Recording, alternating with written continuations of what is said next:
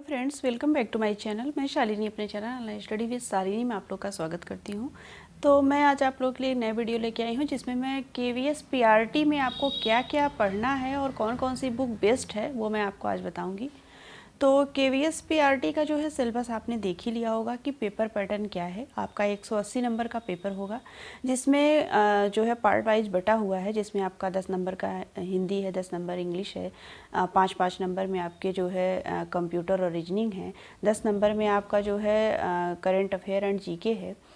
तो इस तरह से जो है पेडागोजी और सीटीपी का भी आपका बटा हुआ है 60 नंबर का। 80 नंबर में आपके सब्जेक्ट कंसर्न रहेंगे। तो सब्जेक्ट कंसर्न में आपको क्या क्या चीज़ें हैं वो तो आपको पता होगी। हिंदी है, इंग्लिश है आपका, और मैथ है और ईवीएस है। 4 सब्जेक्ट आपके सब्जेक्ट कंसर्न में रखे गए हैं। तो मैं आज आपको ये बताऊंगी कि कौन सी बुक बेस्ट है जिससे आप पढ़ के आप केवीएस पीआरटी को क्वालिफाई कर सकते हैं और काफ़ी अच्छे से कर सकते हैं, अच्छे नंबर से कर सकते हैं अगर आपने उन बुकों का अच्छे से एनालिसिस किया तो सबसे पहले हम देख लेते हैं जो है कि हमें हिंदी के लिए बेस्ट बुक क्या होगी। तो जनरल हिंदी हमारे पीआरटी केवीएस में पूछी जाती है, 10 नंबर की पूछी जाएगी। वैसे सब्जेक्ट कंसर्न में भी वो है, तो इस तरह से आपका 30 नंबर का पड़ेगा जो है हिंदी। तो हिंदी के लिए बेस्ट बुक है आदित्य पब्लिकेशन की आती है हिंदी की, जनरल हिंदी की बुक। आप कहीं भी शॉप से ले सकते हैं, काफ़ी अच्छी बुक है। और अगर आप उसको अच्छे से पढ़ते हैं तो आपका हम जो है हिंदी तो अच्छे से हो जाएगा। एक भी क्वेश्चन छूटने के चांसेस बहुत कम हैं कि आपका एक क्वेश्चन भी छूटे। और इंग्लिश के लिए तो बेस्ट बुक मैं बताऊंगी कि आप लोग 9, 10, 11, 12 में पढ़ते समय new light in general English करके एक इंग्लिश ग्रामर की बुक आती है जो काफ़ी बेस्ट है। और लगभग क्वेश्चन जो है मिलते जुलते, अगर आप केवीएस पीआरटी का पेपर देखेंगे और उस बुक को देखेंगे तो लगभग चीज़ें जो है मिलती जुलती उससे पूछी जाती हैं। तो काफ़ी अच्छी बुक है। तो आपको मैंने 2 बुक बता दी। हिंदी के लिए आपको क्या लेना है, आदित्य पब्लिकेशन की बुक लेनी है हिंदी की। और इंग्लिश के लिए आपको लेना है इंग्लिश ग्रामर के लिए new light in general English. तो 10 नंबर की आपकी हिंदी जनरल और 10 नंबर का आपका इंग्लिश। तो ये हो गई। इसके बाद आपको सी एंड करंट अफेयर्स के लिए क्या पढ़ना है, तो घटना चक्र की मैगजीन आती है। जीके के लिए भी आप ले सकते हैं और करंट अफेयर के लिए भी मंथली भी आती है और आपकी ईयरली भी आती है। तो जब आपका एग्ज़ाम हो, अगर आप एक ईयर का लेके अच्छे से पढ़ लेते हैं तो आपका एक भी क्वेश्चन करंट अफेयर से नहीं छूटेगा।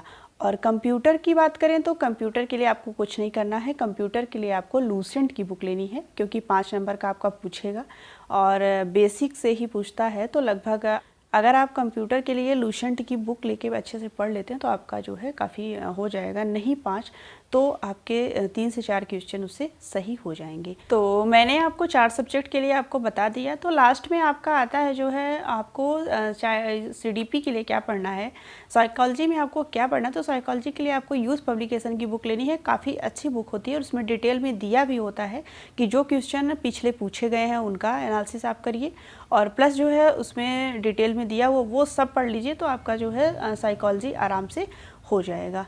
तो आपकी मैंने सब बुकें बता दी। और सब्जेक्ट कंसर्न मेन है आपका सब्जेक्ट कंसर्न, क्योंकि आपसे सब्जेक्ट कंसर्न से 80 नंबर के क्वेश्चन पूछे जाएंगे। तो सब्जेक्ट कंसर्न में आपको 4 बुकें पढ़नी है, वो भी 6 to 8 एनसीईआरटी की। एनसीईआरटी की बुक अगर 6 to 8 आप अच्छे से पढ़ लेते हैं तो आपका एक भी क्वेश्चन उससे नहीं छूटेगा। तो आपके सभी सब्जेक्ट का मैंने बता दिया। हिंदी के लिए आपको आदित्य पब्लिकेशन लेना है, इंग्लिश के लिए new light in general English लेनी है और जीके एंड सीए के लिए आपको जो है घटना चक्र की मैगजीन लेनी है। रीजनिंग के लिए आपको अरिहंत की बुक लेनी है। किसकी? रीजनिंग के लिए आपको अरिहंत की बुक लेनी है। और कंप्यूटर के लिए आपको लूसेंट पढ़ना है। और साइकोलॉजी के लिए आपको यूथ पब्लिकेशन की बुक लेनी है। और सब्जेक्ट कंसर्न के लिए आपको क्या पढ़ना है, सब्जेक्ट कंसर्न के लिए आपको एनसीईआरटी 6 to 8 की सभी चारों सब्जेक्ट की बुक पढ़नी है। और इससे ज़्यादा मुझे नहीं लगता कि आपको पढ़ने की आवश्यकता है अगर इन्हीं बुकों को आप बार बार रिपीट करते, क्योंकि अभ्यास आपका मायने रखता है। तो आप उसको अच्छे से पढ़िए, अभ्यास करिए, इसके बाद आप प्रैक्टिस सेट सॉल्व करिए। आपका जो है केवीएस पीआरटी का एग्ज़ाम ज़रूर क्वालिफाई होगा। Thank you.